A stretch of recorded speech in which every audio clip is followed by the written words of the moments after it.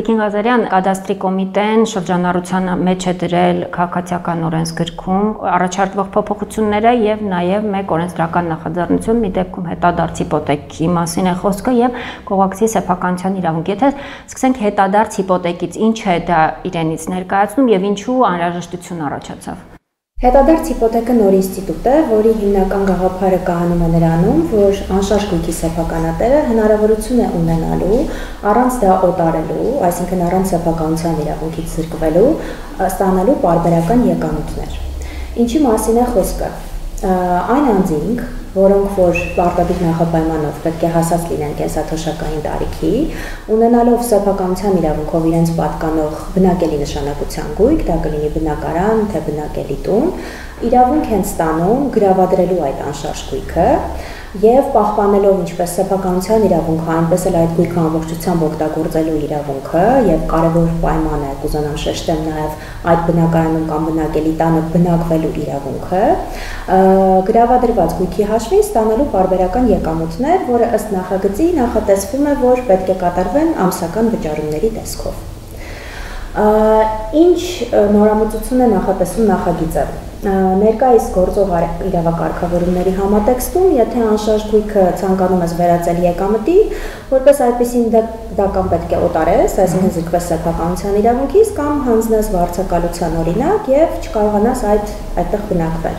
Տվյալ պարագայում հետադարձ հիպոթեկի ինստիտուտը այս բոլոր նախապայմանները պահպանելով հանդերձ հնարավորություն է ընձեռում տարեց քաղաքացիների ստանալու պարբերական եկամուտներ, ինչպես նշեցի բնակվելով այդ տանը եւ չկորցնելով սեփականության իրավունքը։ Ժամկետների մասին կխոսեք, որքան ժամանակով են վերցնում առևտրային կազմակերպությունը։ Դա արդեն կախված է լինելու կոնկրետ պայմանագրից, բանկը եւ քաղաքացին, երբ մտնեն պայմանագրային իրավահարաբերությունների մեջ, այդտեղ արդեն կնախատեսվի, թե որքան ժամկետով է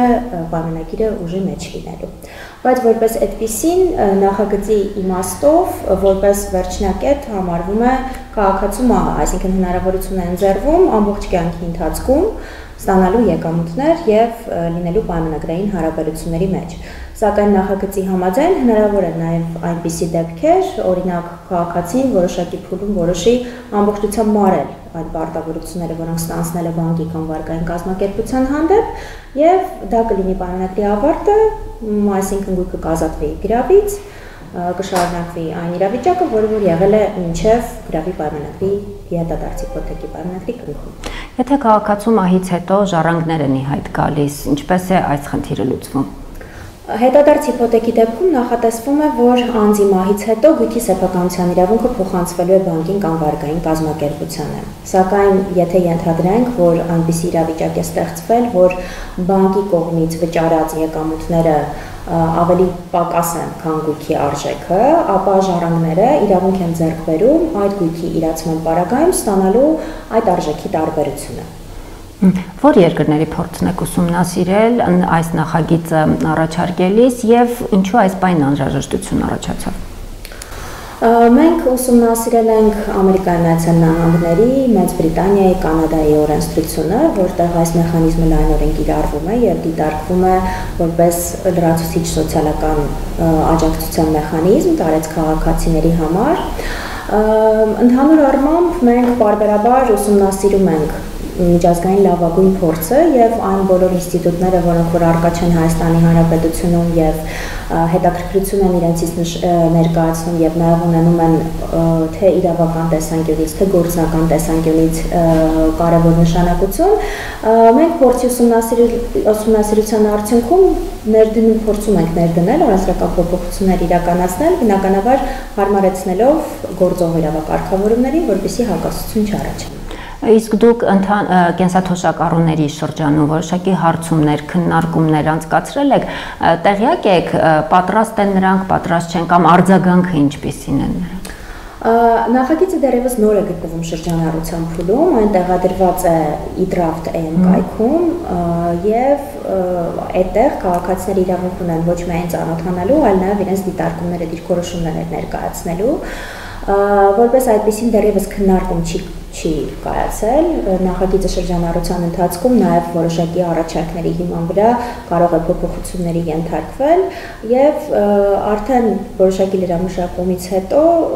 նախատեսում ենք, որպեսզի քննարկումներ տեղի ունենան։ Իսկ ձեր առաջարկած այս նախագծում այդուհանդերձ դուք որոշակի ռիսկեր տեսնում եք կամ մտահոգիչ կետեր, որ գուցե փոփոխության ենթարկվեն առաջիկայում։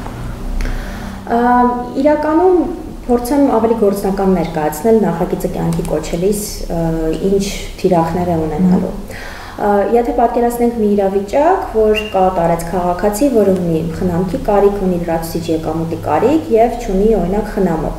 կամ ընդհակառակը կան իրավահաջորդներ, կան խնամողներ, սակայն այն խնամքը կամ այն աջակցությունը, որ ներկայացվում է այդ քաղաքացուն, բավարար չէ առօրյա խնդիրների լուծման համար։ Այս նախագծով հնարավորություն է ընձեռվում սեփականության իրավունքը ամբողջությամբ իրացնելու, այսինքն անձը ունենալով գույքի նկատմամբ օգտագործելու, տիրապետելու, տնօրինելու իրավունքը, հնարավորություն է ստանում ոչ միայն պահպանել այդ գույքը, այլ նաև այդ գույքից ստանալ եկամուտ, որպեսզի իր կենսապայմանները ավելի բարելավեն եւ հնարավորություն ունենա հոգալու այն առօրյա ծախսերը, որոնք որ կարող է կենսաթոշակառու անձը ունենալ։ Տվյալ պարագայում կարծում եմ, որ ինստիտուտի բուն էությունը ամբողջությամբ բխում է սեփականության իրավունքի ինստիտուտից, այսինքն անձը ունենալով այդ գույքը ազոտորեն կարող է այն տիրապետել, հետեւաբար եթե ձեր հարցը վերաբերում է օրինակ իրավահաջորդների, շահերի, իրավահաջորդների իրավունքների հարցին, ապա իրավահաջորդները այդ փուլում զրկված չեն այդ աջակցությունը ցուցադրել, եթե այդ հնարավորությունը կա եւ չառաջանա օրինակ հետադարձ հիպոթեքի անհրաժեշտությունը, բայց անձը քանի դեռ կենդանի է, նրան է պատկանում այդ գույքը եւ այդ գույքը ազատորեն տնօրինելու իրավունքը եւս։ Հետևաբար անձը ընդհանրապես օգտվում է իրեն արդեն իսկ ընձեռված հնարավորությունից լրացուցիչ մեխանիզմների օգնությամբ իհարկե։ Ինչու է բանկը շահագրգռված այս հարցում, եթե բանկերը ու առևտրային վարկային կազմակերպություններն են լինելու։ Բանկերի վարկային կազմակերպությունների շահագրգռվածության մասով ասեմ, որ դեռևս վերջիններիս հետ էլ քննարկում տեղի չի ունեցել, սակայն նախագիծը բնականաբար շրջանառության փուլում ներկայացվել է նաև կենտրոնական բանկին, ֆինանսների նախարարությանը կարծիքի։ Կցանկանամ այստեղ միայն շեշտադրել, որ նախագծով որպես լրացուցիչ երաշխիք սահմանված է, որ հետադարձ հիպոթեքի դեպքում նախատեսվող տոկոսադրույքները չեն կարող լինել ավելի, քան տվյալ տարվա համար նախատեսված տոկոսադրույքի նվազագույնից։ Այսինքն օրենքով փորձում ենք ֆիքսել լրացուցիչ մեխանիզմ, լրացուցիչ զսպող մեխանիզմ, որպեսզի հնարավորինս քաղաքացիների համար ավելի տեսանելի լինեն այն ռիսկերը, որոնք կարող են առաջանալ։ Եթե մի քիչ ավելի օրինակով ներկայացնենք, եթե քաղաքացին ունի գույք, միայնակ է, կենսաթոշակի տարիքի եւ ցանկանում է օգտվել այս հնարավորությունից, գնահատող կազմակերպությունը գալիս է, գնահատում է տունը, հետո բանկը այդ գումարը բաժանում է ամիսների, հա, որոշակի այսպես է հաշվարկել, այդպես է նախատեսում։ Այո, իհարկե, գույքը պետք է գնահատման ենթարկվի, պետք է որոշվի գույքի արժեքը, որտեղ դա այն նախապայմաններից մեկն է, թե օրինակ վարկային պայմանագիրը ինչ պայմաններով է կնքվելու, որքան գումար է հատկացվելու, ինչ ժամանակահատվածում։ Դրանից հետո արդեն կողմերը պայմանագրով պայմանավորվում են, թե վճարումները ինչ չափաբաժնով պետք է իրականացվեն։ Այստեղ նաև շեշտեմ, որ նախագծով նախատեսվում է մի քանի կարևոր կարգավորումներ, մասնավորապես առաջինը, որ պարտադիր պետք է պահպանվի գույքի բարվոք բարեկարգ վիճակը, բնական մաշվածությունը հաշվի առնելով, գույքը պետք է ապահովագրվի, որպեսզի հետագա ռիսկերը նորից զսպվեն, եւ բանկի կողմից վճարումները կատարվելու են հատուկ բանկային հաշվի միջոցով, որոշակի կանխիկացման սահմանափակումներով, մասնավորապես տվյալ պահին նախագծով նախատեսված է, որ 80%-ը պետք է օգտագործվի վճարվելիք գումարի անկանխիկ եղանակով, 20%-ը կարող է կանխիկացվել։ Եվ նաև նախագծով բավարարպայմաններ են սահմանված գույքի գծով հարկային պարտավորությունների մարման ուղղությամբ, սա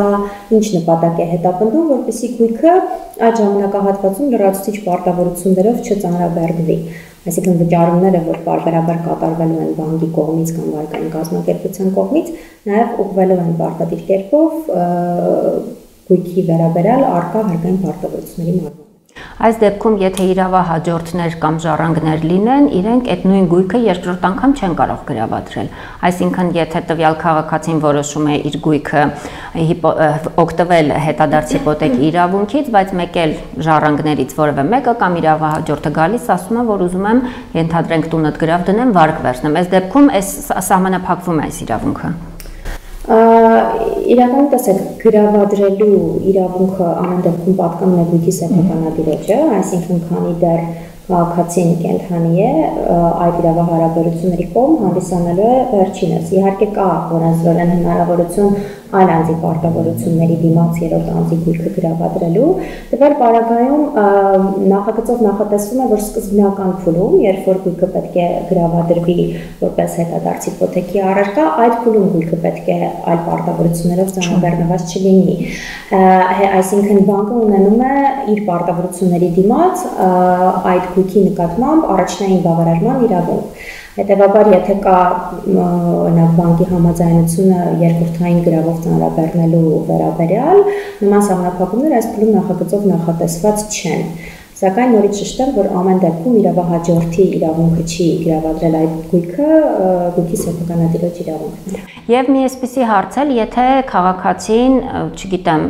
պայմանագիրը կնքելուց 3 տարի հետո որոշում է, որ ինքը այլևս չի ուզում մաս դառնալ այդ պայմանագրին, այս դեպքում ինչ է լինում։ Նախատեսված է այդ հնարավորությունը, պարտավորությունները, որոնք որ վճարվել են, դրանց տոկոսները